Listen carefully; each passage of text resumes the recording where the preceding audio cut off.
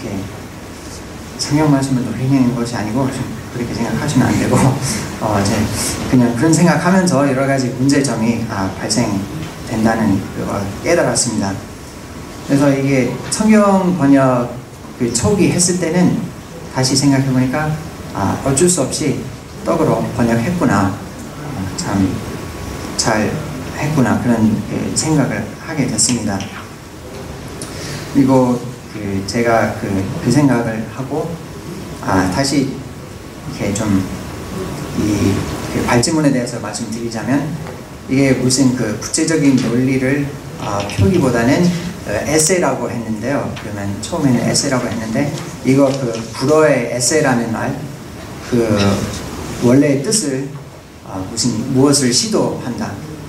이 발제문도 제가 무엇을 시도하는 의미로 제가 썼습니다. 그래서 생각이 좀 왔다 갔다 해서 좀 양해해 주시기 바랍니다. 일단 이 빵에 대해서 제가 이렇게 생각하고 여러 가지 이렇게 이것저것 쳤는데, 제가 이게 좀 뛰어넘겠습니다. 다음 몇 페이지인지 잘 모르겠지만은 한국의 관계를 표현하는 호칭이 좋은 예가 될 수 있습니다 라는 이 단락부터 그 부분을 읽으시면 되겠습니다. 일단 그 호칭 번역할 때는 사실 최근에 그 인터넷에 그 번역가의 모임이 있는데요. 이 번역할 때 한국어의 호칭을 어떻게 번역하느냐, 그런 질문에 대한 그런 여러 가지 얘기가 나왔습니다. 저는 그냥 지켜보기만 했는데 다른 사람들이 자기 의견을 많이 제시했어요. 어떤 사람들은 뭐 오빠, 누나 그대로 OPPA, NUNA 그대로 이렇게 해야 된다. 어떤 사람들은 그렇게 하면 이상할 것 같다. 아니면 번역해야 된다. elder brother나 elder sister 그렇게 하거나 여러 가지 이야기가 있었는데, 저는 제 의견을 제시하지 않았습니다. 생각이 좀 부족해서 더 열심히 생각해야 되겠습니다. 그래서 오늘은 그 구체적인 답을 드릴 수는 없지만 제가 여러 가지 했던 생각을 제가 말씀드리겠습니다. 일단 저는 그 텔레비전 요즘 볼 시간이 많지는 않지만 볼 때는 저는 CSI라는 그 텔레비전 프로그램을 좀 즐겨 봅니다. 혹시 이렇게 계신 분들 중에 보신 분 있는지, 경찰 드라마라고 번역하신 분 번역했는데 영어로는 procedural drama라고 합니다. 일단 어떤 절차에 따라서 그 매 프로그램, 매 회가 똑같이 이렇게 발전됩니다.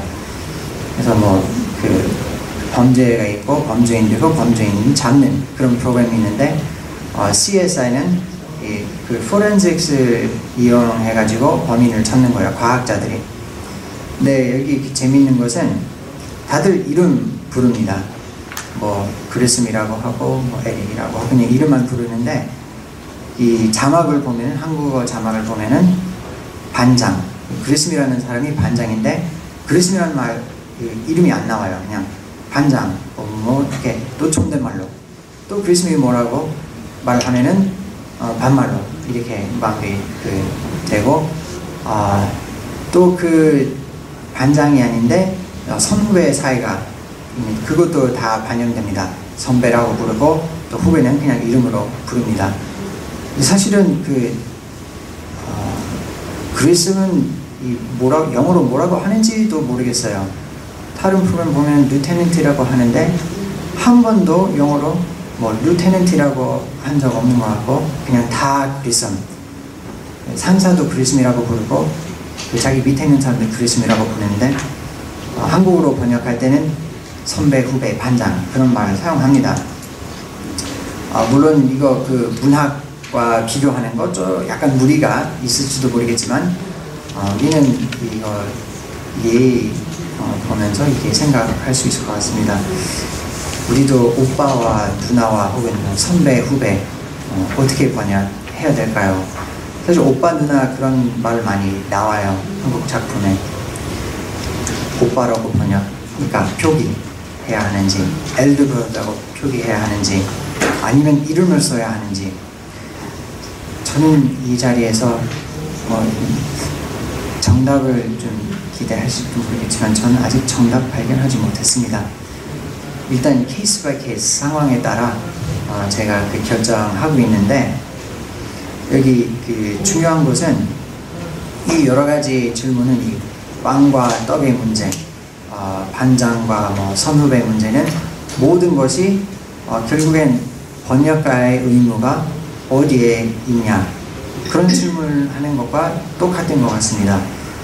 다시 말하면 이 원문의 의문이 있느냐, 그러니까 원문에 충실해야 되냐, 아니면 그 번역문 독자 고려해서 번역해야 되냐. 베냐민 같은 경우에는 일단 예술은 수용자의 반응을 절대로 전혀 고려하지 않고 만들어진 것이다, 그렇게 생각했습니다. 그래서 베냐민에게는 당연히 원문에 100% 충실해야 된다고 생각했습니다. 제 생각은 약간 다릅니다. 일단 과연 예술이 수용자의 반응을 고려하지 않고 만들어진 것인지 그것도 의문이고, 물론 순수 예술이라는 것은 그럴 수도 있습니다. 근데 순수 예술 말고 다른 예술도 있는데 당연히 이 보는 사람이 아니면 읽는 사람이 듣는 사람이 어떻게 반응할 것인지 당연히 생각하고 만들죠. 팝송, 음악 같은 경우에는 듣는 사람이 즐거워하지 않으면 음반 팔리지 않고 이 밴드가 망하는 거죠. 그래서 어쩔 수 없이 그 수용자의 반응을 생각하는 것 같습니다. 그러니까 저는 그런 그 베냐민처럼 단호하게 원문에 100%에 충실해야 된다, 그런 생각은 약간 현실과 좀 어긋난 것 같습니다. 그래서 이 마지막에 한 세 단락은 제 생각을 정리하는 부분이라서 제 말 아니지만 제가 한번 읽어보겠습니다. 여기 우리가 스펙트럼의 양쪽 끝으로부터 시작되는 그 단락이 있겠습니다. 우리가 스펙트럼의 양쪽 끝으로 향하든, 이 스펙트럼이라는 것은 순수 예술하고 선동 혹은 선전의 스펙트럼인데, 양쪽 끝으로 향하든 중간 어딘가로 향하든 어떠한 선택을 하든 간에 변화가 불가피합니다. 심지어 원문에 가능한 한 충실하려고 노력한 번역도 어떤 점에서는 원문을 바꿔놓을 것입니다. 역설적이지만 원문의 문학적 아름다움을 유지하는 번역을 만들어내는 방법은 원어만을 엄밀하게 고집하는 것이 아니라 원문을 변경해 목표 언어에서 동일한 아름다움을 가지도록 하는 것일 수도 있습니다. 저는 이것을 법칙이 아니라 단순히 가능성으로 제안하는 것입니다. 번역에서 무언가를 읽기만 하는 것이 아니라 무언가를 얻을 수도 있다는 가능성 말입니다. 이 말은 제 영어로 썼던 거 읽으시면 좀 더 이해 잘 하실 것 같은데요. 영어로는 lost in translation이라는 표현 쓰잖아요. 근데 왜 그냥 lost in translation만 생각하고 gained in translation 이렇게 생각하지 않습니까? 저는 이번에 그런 생각했습니다. 그냥 읽기만 하나요? 번역할 때는? 아니면 얻기도 할 수도 있나요? 제 생각엔 무언가를 얻을 수도 있다고 생각합니다. 아직 이번 세션의 중심에 있는 질문, 번역가의 과제가 무엇인가 하는 것을 직접적으로 답을지 못했습니다. 이보다 더 막연한 질문을 하자면 번역이란 무엇입니까?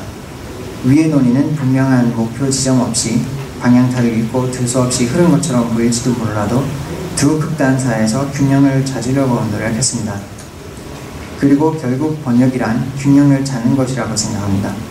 원문의 맛을 가능한 한 많이 유지하려는 욕구와 목표 언어에서의 문학 작품을 만들어내려는 욕구, 원문 작자를 향해 느끼는 의무와 번역문 독자들을 향해서 느끼는 책임, 그리고 심지어 시장의 여러 힘, 현실, 그리고 번역가 본인을 위해 예술을 추구하려는 욕구 사이의 균형 말입니다. 번역가로서 우리는 공간들 사이에 공간에 놓여 있습니다. 때로는 이러한 공간들이 진퇴양난에 빠진 것처럼 보이고 공간들 사이의 공간이 혼돈과 무질서로 가득 차 있는 것처럼 보일지 몰라도 무질서는 어쩌면 단순히 정리되지 않은 가능성은 아닐까요? 우리는 의미의 경계, 문화와 언어의 갈림길에 서 있습니다. 번역가의 과제는 무엇일까요? 번역가의 과제는 이러한 책임을 성실하게 지는 것입니다. 우리의 과제는 언제나 적절한 균형을 추구하는 것입니다. 말하기는 쉽지만 이것이 실제로 무엇을 의미하는 것일까요? 저로서는 이것은 번역할 때 하는 모든 것과 내리는 모든 결정을 정당화할 수 있어야 한다고 제가 생각합니다. 한 문장을 번역할 때마다 예전에 이렇게 번역했었다 아니면 보통 이렇게 번역된다는 것 말고 이러한 번역을 변호할 수 있어야 합니다. 다시 말해 언어가 항상 발달하기 때문에 제 번역 철학도 발달해야 한다는 뜻입니다. 바로 이거야, 이게 진실이야, 더 이상 찾을 필요가 없어 라고 말할 수 있는 지점에 도달하는 것은 살아있는 철학을 죽은 철학과 바꾸는 것입니다. 저는 번역할 때 제 마음속에서 일어나는 일을 의식하려고 노력합니다. 왜냐하면 번역 과정을 더 많이 음미할수록 번역을 더욱 다듬을 수 있고 바라건대 이상적인 번역에 더욱 가까워질 것이기 때문입니다. 이것은 불가능한 목표일지 몰라도 어떠한 목표가 없다면 그 번역은 분명히 목표에 훨씬 미치지 못할 것입니다. 예, 일단 여기로 제가 발표를 마치겠습니다.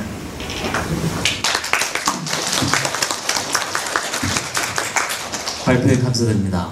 무엇보다도 시간을 지켜주셔서 너무 감사드리고요. 나서 선생님께서 이제 발표하신 걸 잠깐 정리해드리면 번역가의 가장 측면에서 성경에 나오는 용어, 그 다음에 우리 한국 문화의 독특한 또 호칭 문화, 이것을 어떻게 이제 번역할 것인가라는 문제를 제기를 많이 주셨고 해답은 안 내려주시는데요. 어떻게 보면 해답을 내리는 것보다 더 많은 어떤 과제를 나소선생 스스로에게나 아니면 여기 또 번역을 갖고 계시는 여러분들께 던지는 게 아닌가 싶거든요. 아주 인상적인 발표 방법이 아닌가 이런 생각이 들고요. 그 다음에 마음에 와닿는 문구를 한 가지 소개해드리면 결국 번역은 어떤 균형을 찾는 문제라는 것, 번역자가 자기 자신의 더 창조적인 노력을 경주하는 가운데 작가와 독자 사회의 균형, 또 그뿐만 아니라 시장이란 또 다른 힘과의 어떤 고려, 이런 것들이 조화를 이룰 때 가장 이상적인 번역이 생기지 않는가, 그런 의견을 전해주신 것 같습니다. 다시 한번 감사드리고요. 두 번째 발표자는 베트남에서 오신 레딩 호안 교수님이십니다. 레딩 호안 교수님은 현재 하노이 국립대 교수로 계시면서 한국어를 가르치고 있습니다. 또한 아주 독특한 경험을 가지고 계신데요. 예전에 북한에서 유학생활 하셨고 당시에 한국 현대시를 처음 접했다고 합니다.